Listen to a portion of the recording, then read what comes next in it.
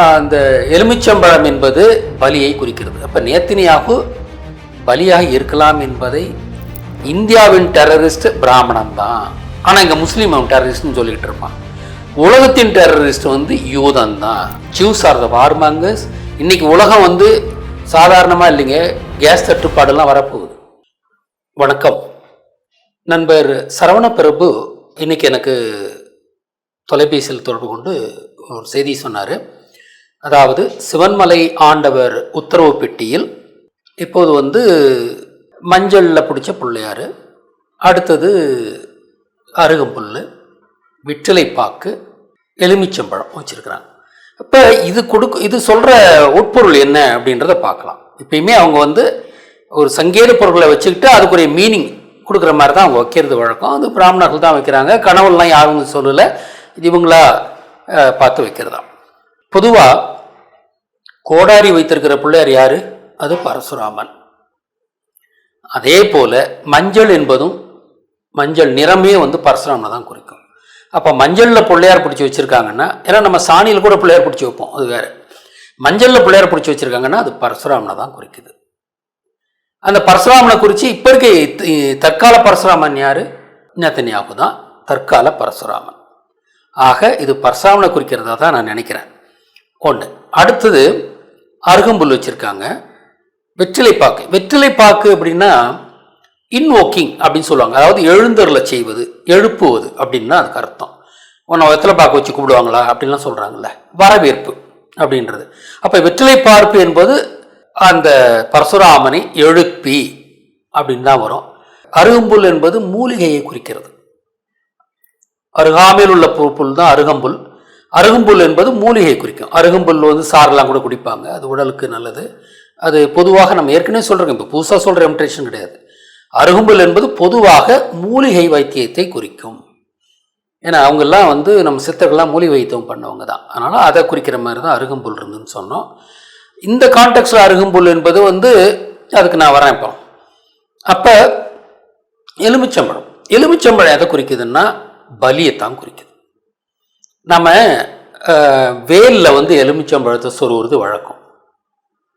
அடுத்து புது வண்டி வாங்கணுன்னா என்ன பண்ணுவோன்னா, எலுமிச்சம்பழத்தை வச்சு அதில் சிவப்பு தடவி அதை வச்சு அதை நம்ம காரை விட்டு புதிய வண்டி வாங்கினோம்னா 2 வீலரோ 4 வீலரோ அதை அசைக்கு நினைப்பாங்க. எதோன்னா வண்டி பலி கேட்குன்றது மாதிரியும், அந்த பலியை நம்ம கொடுத்துட்டோன்ற மாதிரியும் அது அர்த்தம். அப்போ அதுக்கே எலுமிச்சம்பழத்தை எடுத்துக்கிறாங்க, அது பலி கொடுக்குறோன்றதே எலுமிச்சம்பழத்தை எடுத்துக்கிறாங்க. அப்போ இங்கே ஒரு பலி நிகழ்வை தான் அது குறிக்கிறதுன்னு சொல்கிறது. இப்போ இவங்க கான்டெக்ஸ்டுவலாக தான் வைக்கிறாங்க. இந்த சிவன்மலை ஆண்டவரில் வைக்கிற பொருளாக அந்த காலத்தில் நடக்கிற கான்டெக்சுவல் நிகழ்வு. அதாவது கிளாஸில் தண்ணி வச்சாங்க, சுனாமி வந்துச்சு, ஆச்சா, அப்புறம் தண்ணி வச்சாங்க. அது மாதிரி நீர் சம்மந்தப்பட்ட ஒரு போரோ சுனாமி ஏதோ வருது, இதுதான் அவங்க தண்ணி வச்சு அவங்க சொல்லுவாங்க. ஸோ அந்த மாதிரி இப்போ அவங்க வச்சிருக்கிற பொருள்களுக்கான விளக்கம் என்ன அப்படின்னு தான் பார்க்குறோம். எலுமிச்சம்பழத்தை எடுத்துக்கிட்டிங்கன்னா அது பலியை கொடுக்கறத நான் சொன்னோம். இப்போ போர் நடந்துக்கிட்டு இருக்கு. இந்த சமயத்தில் அவங்க ஏன் ஒரு சங்கீத முறையில் ஒரு உண்மையை நமக்கு சொல்லக்கூடாது? அதாவது கடந்த 10 நாளாக நேத்தனியாவை காணும், மீடியாவிலே வரல. இது எல்லா ஆய்வாளர்கள் என்ன சொல்லியிருக்காங்கன்னா, ஸ்ட்ராட்டஜிக்காக அவங்க இப்படிலாம் இருக்க மாட்டாங்க, தொடர்ந்து வெளியில் இருக்க மாட்டாங்க. போர் நடக்கும்போது அவங்க மிலிட்ரி முறையில் காப்பாற்றுறதுக்காகவும் இதுக்கும் அவங்க அடிக்கடி மக்கள் முன்னால் நிற்பது வழக்கம். 10 நாளாக அவர் வரலன்றது எந்த காரணமும் சொல்ல முடியாது. இப்போ ஒன்று, அவர் படுகாயமடைந்திருக்கலாம். ஏன்னா அவருடைய நெசட்ன்ற அவருடைய பார்லிமெண்ட் மேலேயும் அவருடைய அஃபிஷியல் ரெசிடென்ஸ் மேலேயுமே குண்டு விழுந்ததாக சொல்கிறாங்க. அந்த உடைந்த பகுதியெல்லாம் காமிச்சிருக்காங்க, நெசட்டில் உடைஞ்ச பகுதியெல்லாம் காமிச்சிருக்காங்க. அவருடைய சகோதரர் இறந்துட்டதாகவும் சொல்கிறாங்க. அப்போ இது ஒரு குழுவாக இருக்கலாம். அவர் சகோதரர் இறந்துட்டாருன்னா என்ன, இவங்களா இருக்கிறது ஒரு வீடுன்ற மாதிரி இவரும் இறந்துருக்கலான்றதை மென்மையாக கூட சொல்லலாம். ஆனால் அவங்க அஃபிஷியலாக இது வரைக்கும் அனுபவிக்கல. ஏன்னா அது அவங்க முறையில் சாய்ச்சிரும். இப்போ சண்டை நடந்துகிட்டு இருக்கிறதால இந்த சமயத்தில் அறிவிக்கக்கூடாதுன்னு கூட இருந்திருக்கலாம். அவருடைய உடலை பாதுகாத்து வைக்கலாம், பிறகு ஃபியூனரல் கூட நடத்தலாம். ஜெயலலிதாவுக்கு 75 நாள் வச்சுருந்தாங்க இல்லையா, அதெல்லாம் நமக்கு தெரியுமில்ல, அந்த மாதிரி கூட இருக்கலாம். இப்போ அந்த பலின்றது ஏன் பரசுராமனாக இருக்கக்கூடாது, அதுதான் நம்ம வைக்கிறோம். இப்போ நம்ம என்ன சொன்னோம்னா, மஞ்சள் பிள்ளையார் ஓடாடி வச்சிருக்க பிள்ளையார் பரசுராமனை குறிப்பது. இப்போ இந்த காலத்து பரசுராமன் யாரு? நம்ம ஏற்கனவே சொல்லிட்டோம், இதை இந்த விதிக்காக நான் சொல்லலை, ஏற்கனவே சொல்லிட்டோம். இந்த காலத்து பரசுராமன் என்பது நேத்தியாகு தான், அவன் தஜ்ஜால்னு வேற நம்ம சொல்லிட்டோம். ஓகே, அப்போ அந்த எலுமிச்சம்பழம் என்பது பலியை குறிக்கிறது. அப்போ நேத்தியாகு பலியாக இருக்கலாம் என்பதை அந்த சிவன்மலை ஆண்டவர் திருப்பட்டி சங்கேதமாக சொல்கிறதா என்ற சந்தேகம் இருக்குது. நான் முன்னில சொன்ன அந்த வெற்றிலை என்பது எழுப்புவதுன்னுட்டு, அந்த அருகம்புல் என்பது ஒரு மருந்து அப்படின்னு நம்ம சொல்லியிருக்கோம். ஒருவேளை 2 ஆப்ஷன் இருக்குது, ரெண்டும் பேசிக்கிறாங்க. இப்போ இணையத்தில் ஒன்று, அவர் ரொம்ப பலமாக அடிபட்டுள்ளார் அப்படின்ற ஒன்று இருக்குது, கைகால் பொருளை கூட அடிபட்டுக்கலான்ற.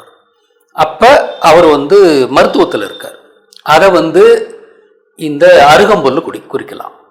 அடுத்தது எலுமிச்சை என்பது பலியை குறிக்கிறது.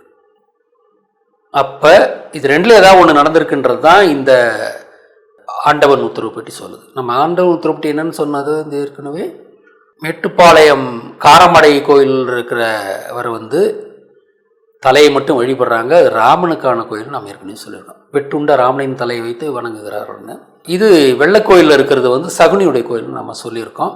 சிவன்மலை ஆண்டவர் பரசுராமனை குறித்த கோயில் நம்ம சொல்லியிருக்கோம்.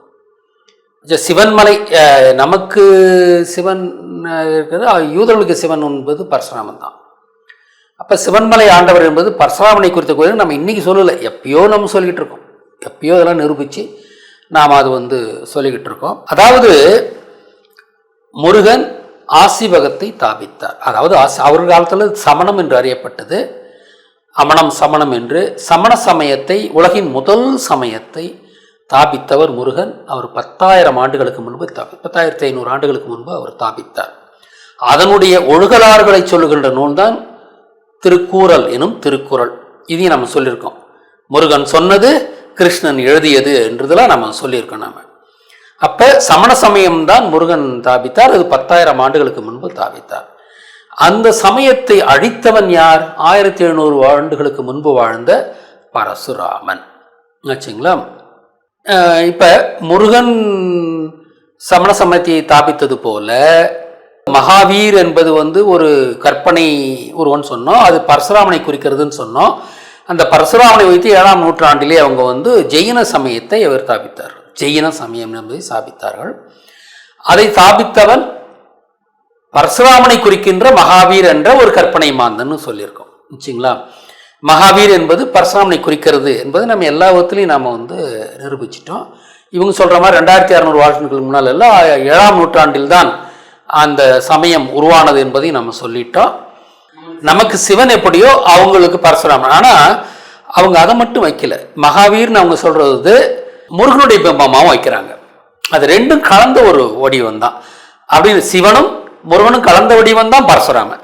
அதை தான் அவங்க சிவன்மலை ஆண்டவர், சிவன்மலைன்னு சிவன் அங்கே வந்துடுது, அங்கே முருகன் உருவத்தை தான் வச்சு வணங்குறாங்க. மற்றவங்களுக்குலாம் அது முருகனை தான் தெரியும், ஆனால் அவங்களுக்கு தான், யூதர்களுக்கு தெரியும், பிராமணர்களுக்கு தெரியும் அது பரசுராமனை குறிக்கின்ற வடிவம் என்று. ஆனால் இன்றைய பரசுராமன் நேத்தன்யாகு வச்சுங்களா.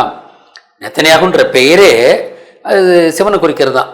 நாதன் யகோவா, யாக்கோவன்னா தெற்கின் அரசன், நாதன் சிவனோட பேர், அப்படிதான் நாதன் யகோவா தான். அவன் இப்போ சிவனை குறித்த பேர் தான் அவனே வச்சுக்கிட்டு இருக்கான். எலுமிச்சம்பழம் எப்படி அவனை குறிக்குதுன்றது பார்த்தீங்கன்னா மஞ்சள், மஞ்சள் என்றது பரசுராமனை குறிக்கிற ஒரு இது.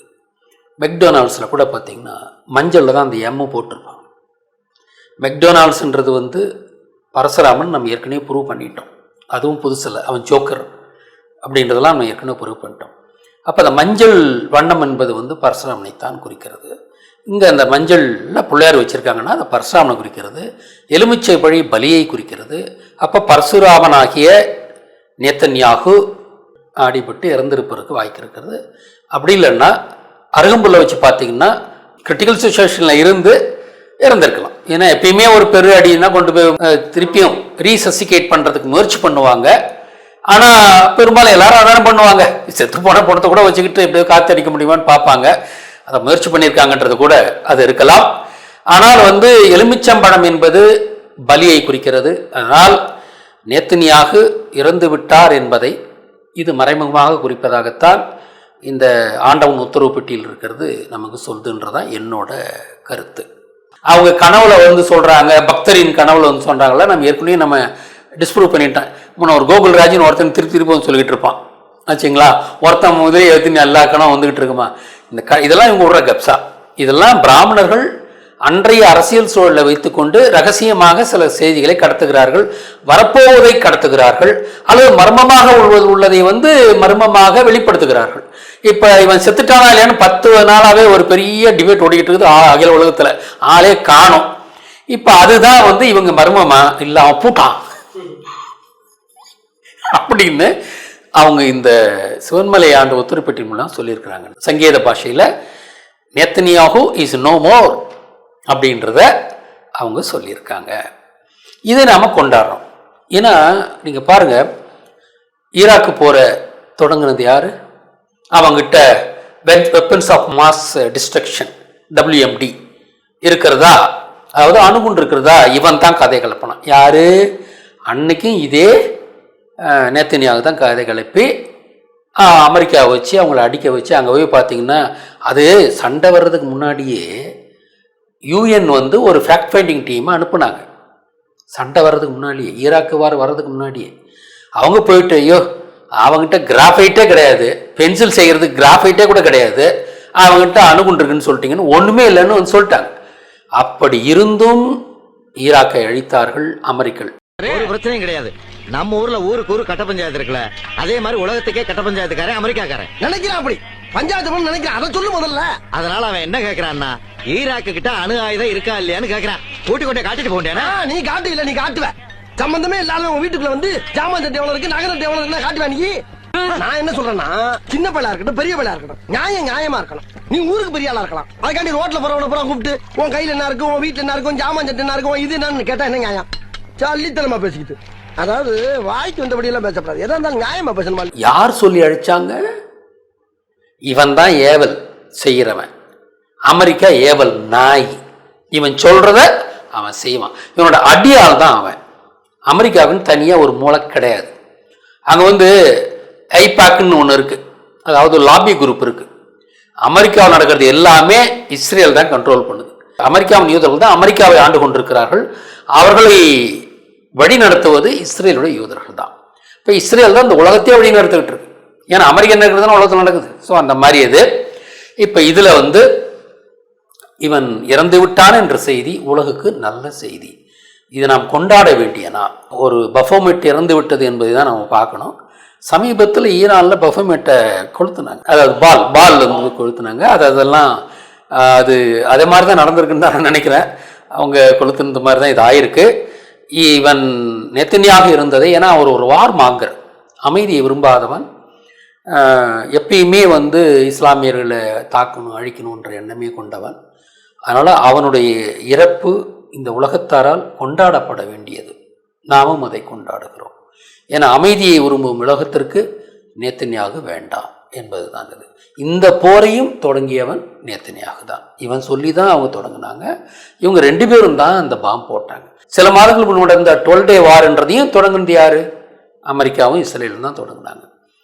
ஈரான் மேலே எந்த தவறுமே கிடையாது.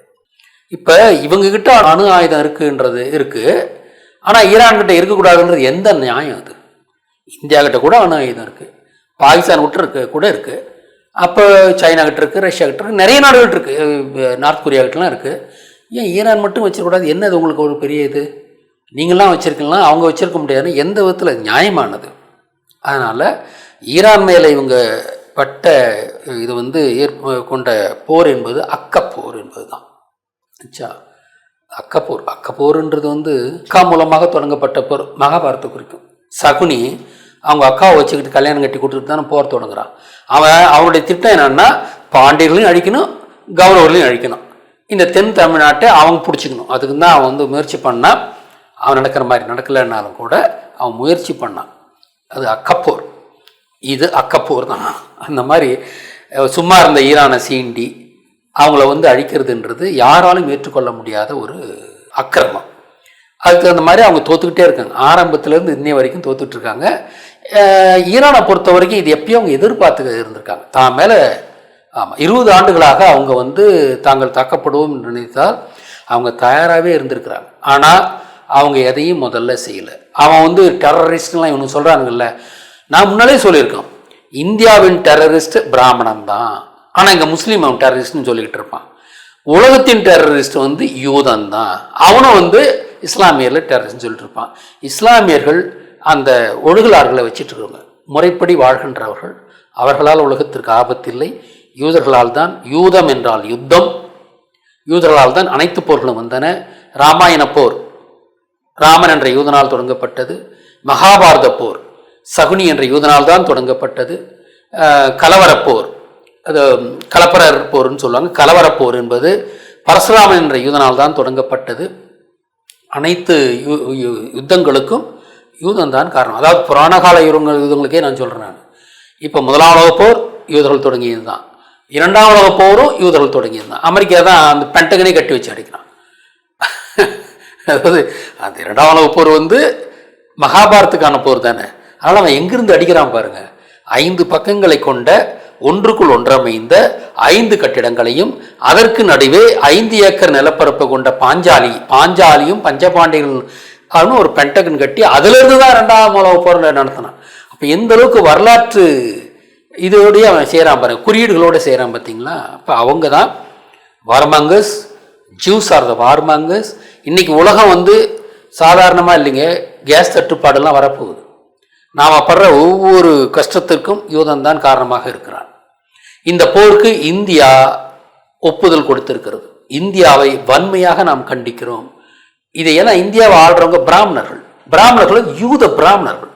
அவங்க தான் இப்போ நமக்கு இந்த கெட்ட செய்தியெல்லாம் கொண்டு வந்துட்டு இருக்கிறாங்க. இந்த நிலையை மாற்ற வேண்டும். இந்தியாவை யூதர்களின் கட்டுப்பாட்டிலிருந்து நான் மீட்க வேண்டும். அது நம்முடைய எல்லாருடைய நன்மைக்கும் உடையது. ஈரான் எந்த முஸ்லீம் நாடுலாம் வந்து ஒரு டெரரிஸ்ட் கிடையாது, யூதர்கள் தான் டெரரிஸ்ட். முன்ன கூட ஒன்று சொல்லுங்க, சஃப்ரன் டெரர்னு ஒரு பேச்சு வந்துக்கிட்டு இருந்தது. முன்ன அணுகுண்டு இது குண்டுலாம் வச்சுட்டு அந்த இடத்துல வந்து முஸ்லீம் தொப்பியெல்லாம் போட்டு போனாங்கன்றது வந்து அப்போ எல்லாம் கண்டுபிடிச்சி அப்போ இந்தியாவிலே சொன்னாங்க, it's a saffron terror, it's not Muslim டெரர்னு ஏற்கனவே சொல்லியிருந்தாங்க. சஃப்ரன் டெரர்ன்ற வார்த்தையை அப்போ பயன்படுத்தியிருந்தாங்க. ஒரு 10-15 வருஷத்துக்கு முன்னாலே இருக்கும்னு நினைக்கிறேன். சஃப்ரன் தான் இன்றைக்கி டெரர். அவங்க தான் எல்லாத்துக்கும் காரணமாக இருக்கிறாங்க. அதனால் இந்த இந்தியாவின் நிலைப்பாட்டை நாம் வன்மையாக கண்டிக்கின்றோம். தமிழாகிய நாம் குறிப்பாக ஈரானுக்கு ஆதரவாக நிற்கின்றோம். யாருக்கிட்ட நியாயம் இருக்கோ அவங்களோட தமிழர்கள் நிற்பார்கள். அவ்வளோதான். மிக்க நன்றி.